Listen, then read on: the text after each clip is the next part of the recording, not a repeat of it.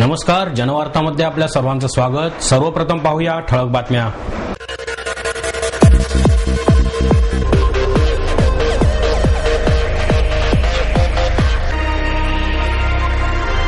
स्त्रियांना समान संधी द्या, त्यांची हत्या करू नका, हे विचार समाजात रुजवण्याचे सातत्याने प्रयत्न केल्यास त्याची फळे काही काळानंतर दिसून येतील, केंद्रीय कृषी मंत्री शरद पवार यांचा विश्वास। हॉटेल, मॉल, मल्टीप्लेक्स बाहेर पार्क केलेल्या मोटारीतील मौल्यवान वस्तू चोरणाऱ्या 5 जणांच्या टोळीला दरोडा प्रतिबंधक पथकाने ठोकल्या बेड्या। लोकशाहीर अण्णाभाऊ साठे यांचे साहित्य हे माणूस घडवणारे साहित्य आहे, राज्याचे विरोधी पक्षनेते एकनाथ खडसे यांचं मत। यशवंतराव चव्हाण प्रतिष्ठानच्या सहकार्याने खासदार सुप्रिया सुळे यांनी स्त्रीभ्रूण हत्येच्या विरोधात जागर हा जाणीवांचा, तुमच्या माझ्या लेकींचा हा जनजागृतीचा कार्यक्रम आयोजित केला। त्यानिमित्त क्रांतीज्योती सावित्रीबाई फुले यांचे जन्मगाव नायगाव ते महात्मा फुले वाडा अशी पदयात्रा आयोजित करण्यात आली। या पदयात्रेचा समारोप झाला। त्यानिमित्ताने आयोजित राज्यव्यापी युवती परिषदेचे आयोजन करण्यात आले। त्यावेळी पवार म्हणाले की जेथे समृद्धी, शिक्षण आहे त्या समाजात हे प्रकार वाढले असून त्यांच्यात माणुसकीचे प्रमाण कमी आहे, पण जेथे मागासलेपण आहे त्या समाजात माणुसकी आहे। कर्तृत्व सिद्ध करण्यात भगिनी मागे नाहीत, याचा अनुभव जगाने घेतला असल्याचे त्यांनी नमूद केले। यावेळी बोलताना खासदार सुळे म्हणाल्या, भविष्यात महिलांच्या आरोग्याच्या दृष्टीने उपाययोजना कराव्या लागणार आहेत। या पदयात्रेत सहभागी झालेल्या मुलींची आरोग्य तपासणी करण्यात आली। त्यात त्यांच्या रक्तातील हिमोग्लोबिन फार कमी झाल्याचे दिसून आले आहे। राज्यातील महिला कुठल्या ना कुठल्या रोगाने त्रस्त आहेत, त्यांची प्रतिकारशक्ती कमी झाली आहे, त्यासाठी आरोग्यविषयक उपक्रम राबवण्याची गरज आहे। त्या म्हणाल्या की राज्यातील प्रत्येक तालुक्यातून मुलींनी पदयात्रेत सहभाग घेतला आहे, त्यांचे कौतुक करावेसे वाटते। पदयात्रेत सहभागी झालेल्या श्रद्धा तिडके आणि प्रीती कांबळे यांनी मनोगत व्यक्त केले। IMAचे सचिव डॉक्टर जयेश लेले आणि डॉक्टर जिग्नेश ठक्कर यांनीही मनोगत व्यक्त केले। स्त्रीभ्रूण हत्येविरोधातील कारवाईला पाठिंबा असल्याचेही त्यांनी सांगितले। हॉटेल, मॉल, मल्टीप्लेक्स बाहेर पार्क केलेल्या मोटारींतील मौल्यवान वस्तू चोरणाऱ्या 5 जणांच्या टोळीला दरोडा प्रतिबंधक पथकाने बेड्या ठोकल्या। त्यांच्याकडून 11,64,000 रुपयांचा माल जप्त करण्यात आला। या चोरट्यांकडून जप्त केलेल्या मालापैकी 6 लॅपटॉप, 6 कॅमेरे आणि 11 मोबाईलचे गुन्हे दाखल झाले असून पोलीस त्यांच्या मालकांचा शोध घेत आहेत। अशफाक सलीम शेख, बडा जावेद उर्फ जावेद रज्जाक शेख, इरफान उमर मेमन, सचिन दिलीप साप्ते, बिलाल अब्दुल बारी कुरेशी अशी त्यांची नावे आहेत। बडा जावेद हा त्यांचा मुख्य सूत्रधार असून बिलाल कुरेशी याचे इलेक्ट्रॉनिक्सचे दुकान आहे। तो या चोरट्यांकडील वस्तू विकत घेत असे। दरोडा प्रतिबंधक पथकाचे निरीक्षक सतीश गोवेकर यांना मोटारीच्या दरवाजाची काच फोडून वस्तू चोरणाऱ्या अशफाक शेखची माहिती मिळाली। त्याच्यावर पोलिसांनी पाळत ठेवली। मॉडर्न कॉलेज जवळ 18 ऑगस्टला सायंकाळी त्याला पकडण्यात आले, तेव्हा त्याच्याकडे लॅपटॉप सापडला। त्याच्याविषयी चौकशी केल्यावर अन्य दोघांच्या मदतीने स्क्रूड्रायव्हरच्या सहाय्याने मोटारीची काच फोडत आत हात घालून दरवाजा उघडून आतील चीज वस्तू चोरत असत। अशफाक शेख याच्या विरुद्ध 6 गुन्हे, इरफान मेमन याच्या विरुद्ध 3, दिलीप साप्ते याच्या विरुद्ध 2 गुन्हे यापूर्वी दाखल झालेले आहेत। त्यांच्याकडून 14 लॅपटॉप, 9 कॅमेरे, सोन्याचे दागिने, मोबाईल, आयपॉड असा 11,64,000चा माल जप्त करण्यात आला। बडा जावेद हा त्यांचा मुख्य सूत्रधार असून ते सर्वजण गांजा पिण्यासाठी एकत्र येत असत। त्यातूनच पुढे त्यांनी टोळी बनवून चोऱ्या करण्यास सुरुवात केली। पोलीस उपायुक्त राजेश बनसोडे यांनी अशी माहिती दिली। सहाय्यक पोलीस आयुक्त विनोद सातव यांच्या मार्गदर्शनाखाली निरीक्षक सतीश गोवेकर, सहाय्यक निरीक्षक यशवंत फुलवडे, उपनिरीक्षक मजीद शेख आणि कर्मचारी नासिर पटेल, विलास पालांडे, अरुण बुधकर, रघुनाथ मोरे, प्रदीप जाधव यांनी ही कारवाई केली।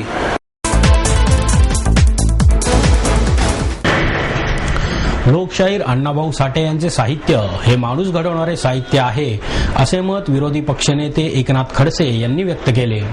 महाराष्ट्र राज्य मातंग समाज संघटनेच्या वतीने देण्यात येणाऱ्या लोकशाहीर अण्णाभाऊ साठे पुरस्काराचे वितरण खडसे यांच्या हस्ते करण्यात आले। यावेळी राहुरी कृषी विद्यापीठाचे कुलगुरू तुकाराम मोरे, स्टार माझा वृत्तवाहिनीचे संपादक राजीव खांडेकर यांना राज्यस्तरावरील, तर DCM सोसायटीचे अध्यक्ष SD शेवाळे, प्रोग्रेसिव्ह एज्युकेशन सोसायटीचे अध्यक्ष डॉक्टर गजानन बोटे, ज्येष्ठ विधिज्ञ दादासाहेब बेंद्रे, लोकसत्ताचे निवासी संपादक मुकुंद संगोरा, ज्येष्ठ साहित्यिक उत्तम बंडू तुपे यांना जिल्हास्तरीय पुरस्काराने गौरवण्यात आले. नगरसेवक मुरलीधर मोहळ, उज्ज्वल केसकर, सुनील कांबळे, योगेश गोगावले आदी यावेळी उपस्थित होते. कार्यक्रमाच्या अध्यक्षस्थानी सिम्बॉयसिसचे संस्थापक अध्यक्ष डॉक्टर श्यामभाऊ मुजुमदार होते. माजी राज्यमंत्री आणि मातंग संघटनेचे संस्थापक अध्यक्ष दिलीप कांबळे यांनी या कार्यक्रमाचे संयोजन केले.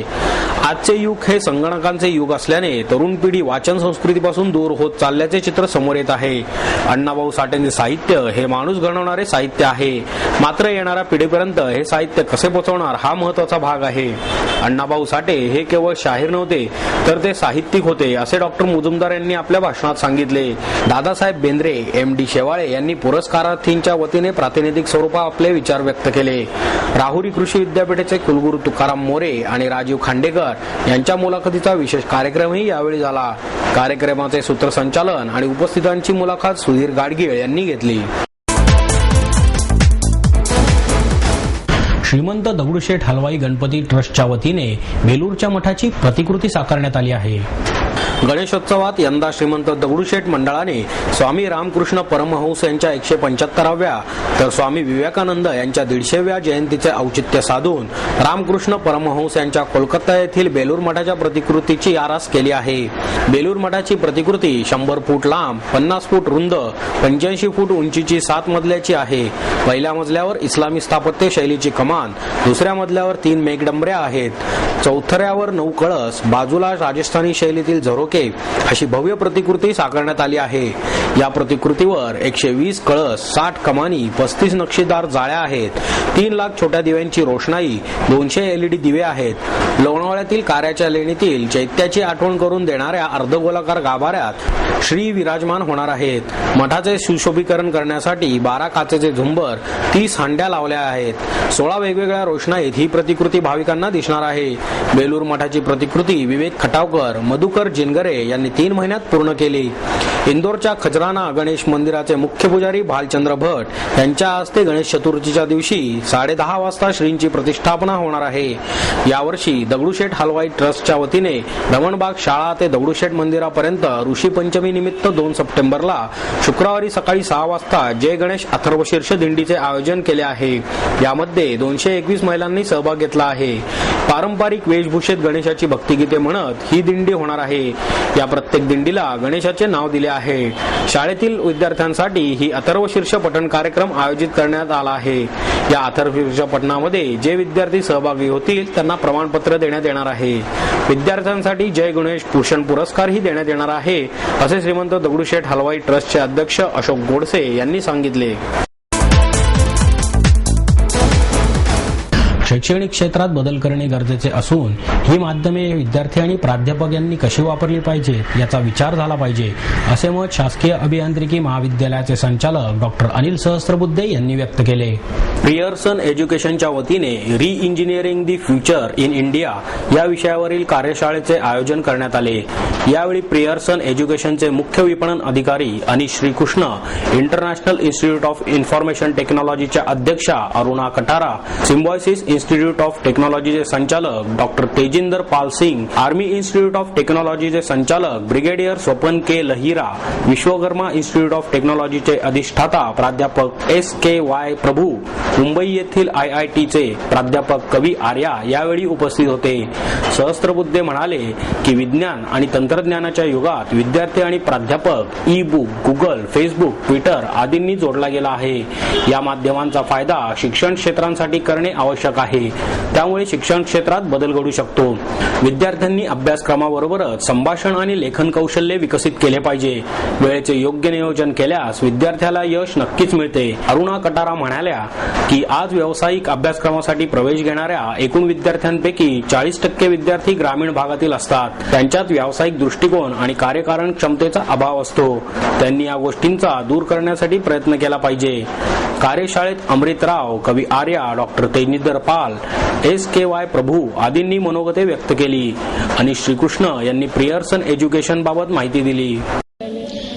पियर्सन दुनिया की सबसे बड़ी एजुकेशन कंपनी है और हम लोग engineering, management, undergraduate, postgraduate हर फील्ड में हम एजुकेशनिस्ट की सहायता करते हैं कि वो बेहतर तालीम दें और बेहतर किताबें हम लाते हैं, बेहतर कंटेंट हम लाते हैं और हम हर फील्ड एजुकेशन में उनको हेल्प करने की कोशिश करते हैं।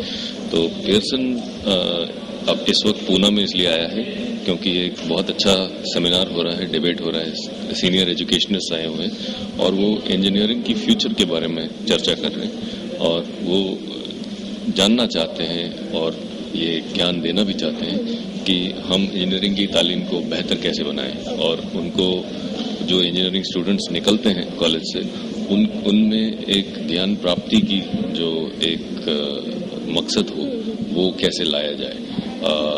आज की तारीख में हमारे देश में इंजीनियरिंग एजुकेशन जो है वो बहुत ही कमोडिटाइज हो गया है। तो बच्चे जो हैं वो चाहते हैं कि बस किसी तरह से उन्हें एक इंजीनियरिंग डिग्री आ जाए जिससे उन्हें एक नौकरी मिल जाए।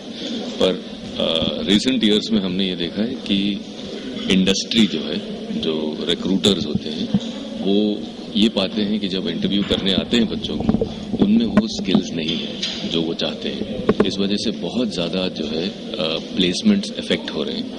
तो इस वक्त जो अंदर चर्चा चल रही है वो पुणे के जो सबसे बड़े इंजीनियरिंग कॉलेजेस के एजुकेशनिस्ट हैं वो सब इसी बारे में चर्चा कर रहे हैं कि हम इस चीज़ को कैसे बेहतर किया जाए। तो पियर्सन हमारे देश के सबसे बड़े इंजीनियरिंग पब्लिशर्स में से हैं और दुनिया में जितने बढ़िया इंजीनियरिंग की किताबें आते हैं, जैसे मैनू जो है कंप्यूटर आर्किटेक्चर के हैं या फंडामेंटल्स ऑफ प्रोग्रामिंग लैंग्वेजेस हैं, तो उनमें पियर्सन का बहुत बड़ा महत्व है और वो उस टाइप ऑफ किताब जो ग्लोबली अवेलेबल हैं उनको पुणे यूनिवर्सिटी के सिलेबस के हिसाब से उनको बना के हम ले आए हैं ताकि स्टूडेंट्स को ये बेनिफिट मिले वर्ल्ड फेमस ऑथर्स का at a price also which is competitive end syllabus which is suitable for Pune university. जनतेच्या मागण्यांसमोर सरकारला नमवून ज्येष्ठ समाजसेवक अण्णा हजारे यांनी उपोषण सोडल्यामुळे पुण्यातही जल्लोष करण्यात आला। या विजयोत्सवासाठी शहरातून भर पावसात भव्य पदयात्रा काढण्यात आली। यामध्ये सुमारे 1,500 ते 2,000 नागरिक सहभागी झाले। यामध्ये लहान मुले, वृद्ध, महिला आणि तरुण वर्गाचाही मोठ्या प्रमाणात समावेश होता। या सर्वांच्या चेहऱ्यावर एक वेगळ्याच प्रकारचा उत्साह दिसून आला। अण्णा हजारे आगे बढ़ो, हम तुम्हारे साथ है, अण्णा एक आंधी है, देश के दूसरे गांधी है, अशा विविध घोषणा यावेळी देण्यात आल्या। घोले रस्ता, फर्ग्युसन रस्ता, मॉडेल कॉलनी, सेनापती बापट रस्ता मार्गे चतुशृंगी मंदिरात ही पदयात्रा संपवण्यात आली। पदयात्रेमध्ये महाविद्यालयीन तरुण तरुणींचा समावेश खूप मोठा होता। काही तरुणींनी फेर धरून आले रे आले, अण्णा आले अशा घोषणा दिल्या। यामध्ये महिलांनी तिरंग्यांच्या रंगाची गुढी हाती घेतली। रंगावलीकार वसंत ठिते यांची सजवलेली दुचाकी पदयात्रेच्या अग्रभागी होती। मी अण्णा हजारे लिहिलेल्या गांधी टोप्या आणि हातात तिरंगा घेऊन ढोल ताशांच्या गजरात निघालेल्या या आनंद यात्रेत पावसाने हजेरी लावून आंदोलकांचा उत्साह वाढवला। तसेच यापुढे स्वतः लाच देणार नाही आणि घेणारही नाही अशी शपथही घेण्यात आली। शहरात आणि उपनगरांमध्ये सलग तिसऱ्या दिवशीही पावसाने जोरदार हजेरी लावली। बऱ्याच दिवसांनंतर पाऊस आल्याने वातावरणात थंडावा जाणवत असल्याने नागरिकांमध्ये आनंदाचे वातावरण पसरले आहे। तरी हा पाऊस अजून 2 दिवस सुरू राहणार असल्याची माहिती हवामान खात्याने दिली आहे। संततधार पडणाऱ्या पावसामुळे खडकवासला धरण पूर्णपणे भरले असून या धरणातून सकाळी 8 वाजल्यापासून मुठा नदीत 8,000 क्युसेक पाण्याचा विसर्ग होत आहे। हे पाणी मुठा नदीत सोडल्यामुळे भिडे पूल पाण्याखाली गेला असून त्यालगतची दुकाने, स्टॉल देखील पाण्याखाली गेले आहेत। हडपसर, वारजे, सिंहगड रोड, डेक्कन, एरवडा या भागातील नागरिकांना नदीकाठी न जाण्याची महापालिकेने सूचना दिली आहे। सतर्कतेचा इशारा म्हणून नदीकाठी पोलीस तैनात करण्यात आले आहेत।